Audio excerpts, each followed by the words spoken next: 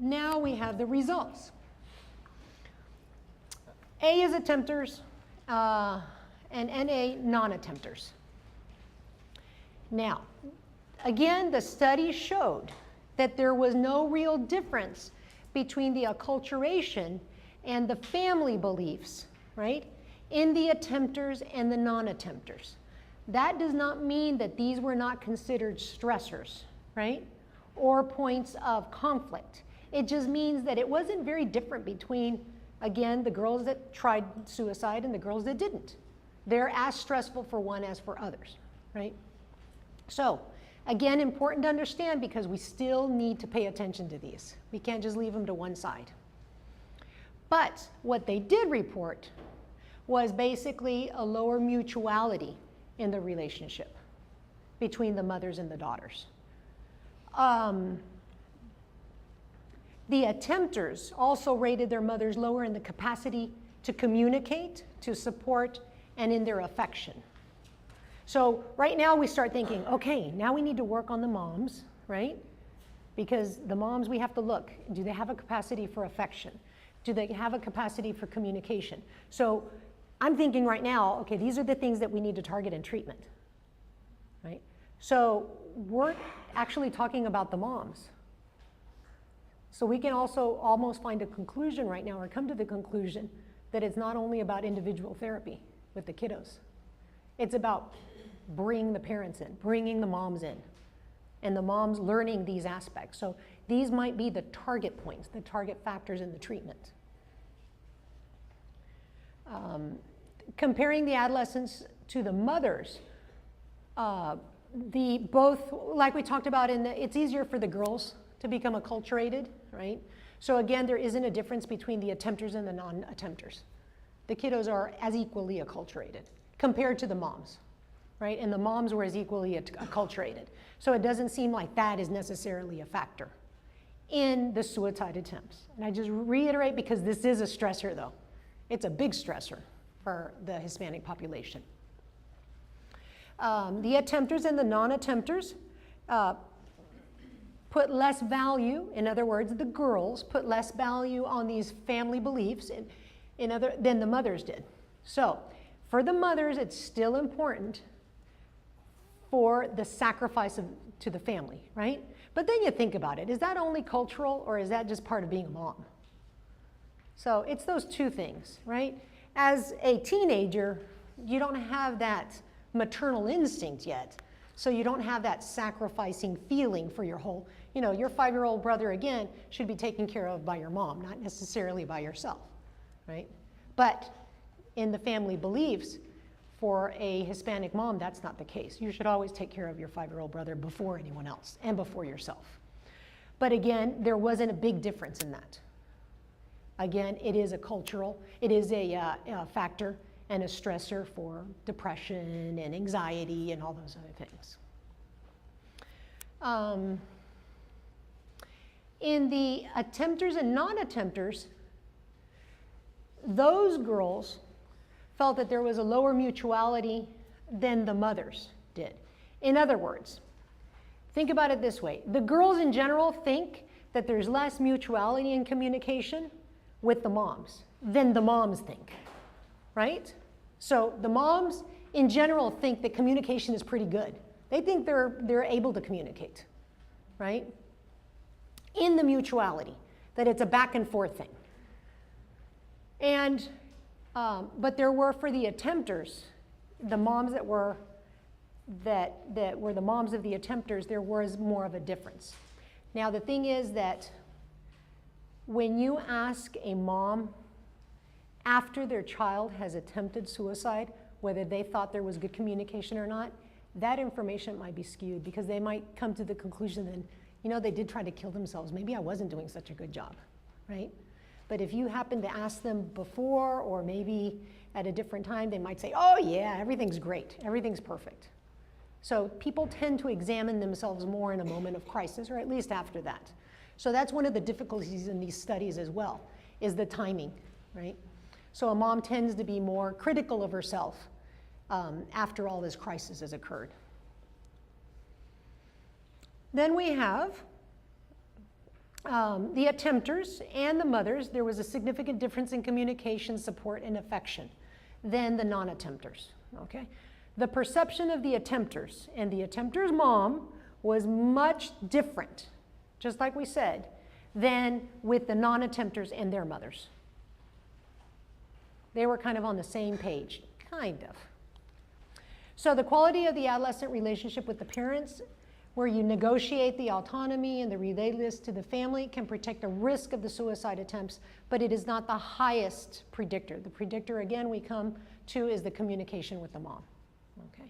So again, they are all stressors. We need to look at them, but they don't necessarily predict. High rates of Latino suicide rates span across the subgroups. These are all the conclusions to the studies as well, which it means that you kind of have to approach the Mexican or the families of Mexican origin and the families of you know, Argentinian origin, Venezuelan origin, all kind of the same, right? They have their own particular differences in the presentation of depression, in the presentation of anxiety, right? But in general, these findings are across the board.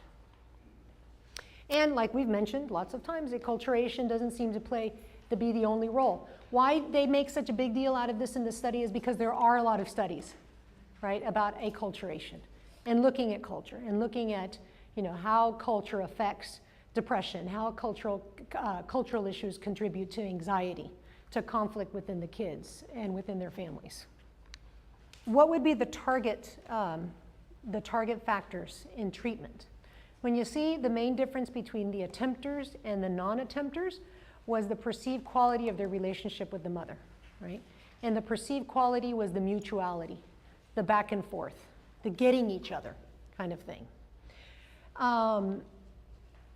And the mothers were perceived also as more distant and less communicative. So the focus not only on the child, but the focus on the parent as well, right? Now, why the mom only? I mean, why are we not talking about the dad? They didn't study the dads, right? So we're not saying that it's all the mom's fault, right? They just didn't really study the dads. They asked opinions about the dads, but when you look at the statistics, they really didn't say the fathers of the attempting, you know, girls or non-attempters did this and this and this, and the numbers were this and this. They weren't there. So that's something that needs to be looked at also. You know, divorce, separation, all those kind of things, right? But they weren't studied. So there's still tons of things that we need to look at in these studies to be able to come to closer conclusions. But this is the information that we can start off with and start working with for treatment. Yes. The non-attempters, were the mothers aware, well, actually, were the non-attempters individuals that at least considered suicide, and then were the mothers aware of that? That's a very good question, and they weren't specific about it. Yes, it was basically a group of non-attempters. Did they ever consider it? They didn't say non-attempters and with non-plan. So it's very likely that in those groups, there could have been a plan that wasn't even a question that was necessarily asked there. Very important though. Is it young women that had some kind of depression or at least? No, they pulled them out of the schools. Yeah. So they had questionnaires, from what I understand from they just had questionnaires about, you know, if you've ever attempted, never, and have you ever attempted suicide? And no, I've never attempted suicide kind of thing. But they didn't necessarily ask about, have you ever had a plan or have you ever considered? And so the mothers weren't, it's almost like in the mental health system, right? And not in the mental health system, right? Does it mean that you don't have a mental health problem? No, if you're not in the system. But that's kind of how they just kind of thinking about, in general, what is your relationship? Exactly. Well, yes, and they have certain questionnaires that they use, psychological questionnaires about the interaction between them, specifics. Again, in the study, they don't show that. Yeah, they just refer to the questionnaires, but they don't show the specific questions. Okay. Also, a very good question. How large was this study? Well, that's what they talked about, the 86 and the 75 girls. So it's not a huge study. Okay, they need to do, and again, it's from a certain section of New York. I can't remember I actually just have a comment on that first question. Okay. As I'm listening to all this, I'm thinking, well, wait a minute, mother-daughter relationships are just a piece of the pie. They are their own living across all cultures.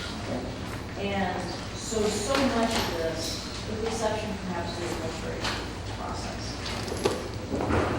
mother-daughter relationships, you could actually apply this study most likely to most cultures because of that mother-daughter relationship. It is a very unique relationship. It is. And when there is not mutuality in a mother-daughter relationship, there's this discord. So I think it's just a comment, it's not a question, it's a comment, just that when I'm listening, it's like, well, wait, this applies to most mother-daughter relationships. When a teenage daughter has discord in any of those areas with the mother. True. And that's, I agree with you completely. I think that, you know, can we say that across the board in every single culture, this is something that's important, right? And it is. I think it is. And I think even the acculturation, because when you're from New York and you come down to San Antonio, right, there's like, whoa, what are we doing here? And the same thing, you know, you talk to kids that are from San Antonio and they take them to New York and whoa, it's a different thing. So there are acculturation issues even inside the country itself.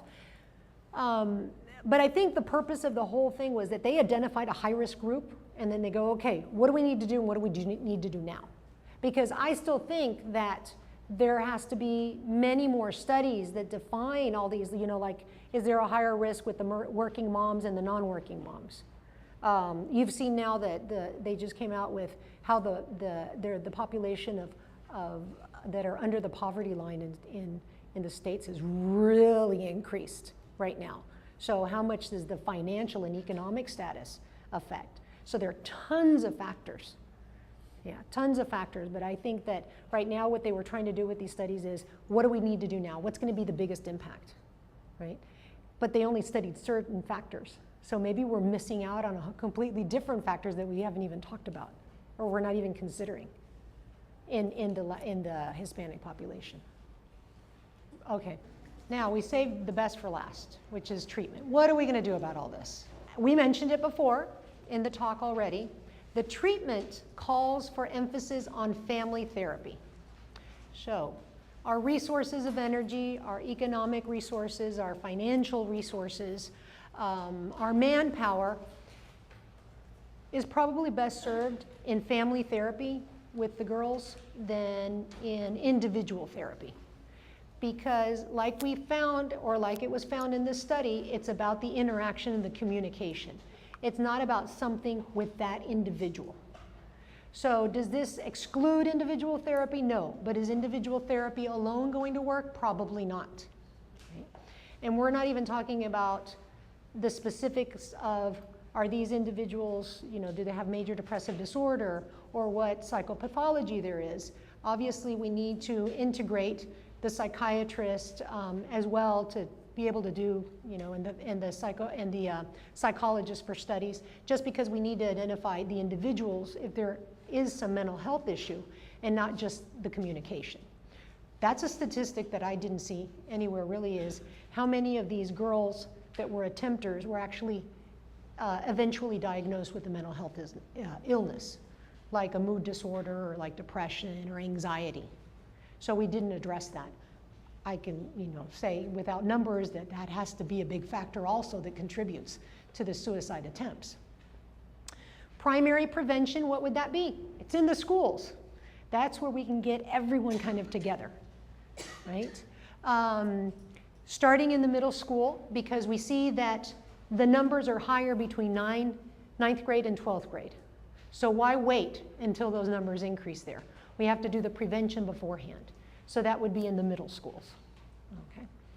And also behavioral interventions targeting the parent adolescent. So not only the family therapy with mom, dad, the kids, everyone, but also specific behavioral interventions, specific behavioral exercises to improve communication.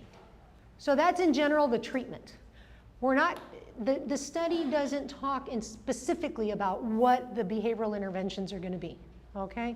Or how we necessarily have to approach the family therapy. It does mention, though, as other studies mention, the barriers. So it's kind of funny because they talk more about the barriers. So how are we going to get these individuals into the office or into the counselor's office, right? Or how are we going to approach them? What difficulties are we going to run into before they even go into really big detail about what is it specifically that you need to say or do in the therapy? And there are multiple barriers to treatment for the Hispanic and the Latino population. There is the big one that we talked about, which is cultural competency, right? That we can say starts with the language. And it's not only about being able to speak the language, right, for the parents, but it's being able to understand the emotion behind the language. In other words, the linguistics. And that is a very difficult thing to do, right? Now, that's not only difficult for a person that their first language is English that has learned Spanish, right? But it's difficult amongst the subgroups. So if my personal experience was that being from Colombia and the language that I use, right? There's a lot of differences. When I came to San Antonio, it was like, what are we speaking here, right?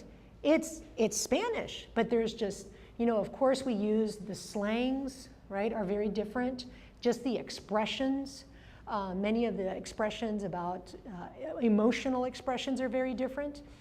So it's very interesting how when you walk into an office and you talk to a psychiatrist, people speak not technical language. It's a lot of these other kind of more typical comments, right, that are used, or again, slangs, or just typical for your own group. And so it's very important that a person become competent in that also to understand. It's also very important to understand the expressions of distress. And when I say expressions of distress is, most Hispanics, when they come, if they come in to see a psychiatrist, because as one of the barriers is around that fifth one, I think, is that they usually don't see a psychiatrist, they see a PCP. You don't go to, we still have a very high level of stigma. So you will do everything to avoid the psychiatrist, because once you go to the psychiatrist, you're going to be nuts, right? And you don't want that to happen. So you go to the PCP, right? So what do you say when you're in distress, the emotional expressions of distress? Usually for a Hispanic individual, they don't come in saying, I'm depressed. They come in saying that I'm anxious, I'm stressed out, right? They're not self-diagnosing anxiety, it's just that's the expression. It's very difficult for them to, and I say again, the Latino or the Hispanics, to say that they can't function very well, right? They don't want to say that they don't have enough energy to really help the kids out or do what they're supposed to, like the cooking or anything. And we're talking about the moms in particular, right? It's all about being ansiosas. That's kind of the expression that is used the most. Not necessarily anxiety, it could be depression. And that's also an expression that the girls can use, right? When you talk about adolescents nowadays, how do you translate freaking out, right? So I'm freaking out, or I just feel kind of freaked out all the time. So there's going to be that disparity also in that expression of emotion between the moms and the daughters.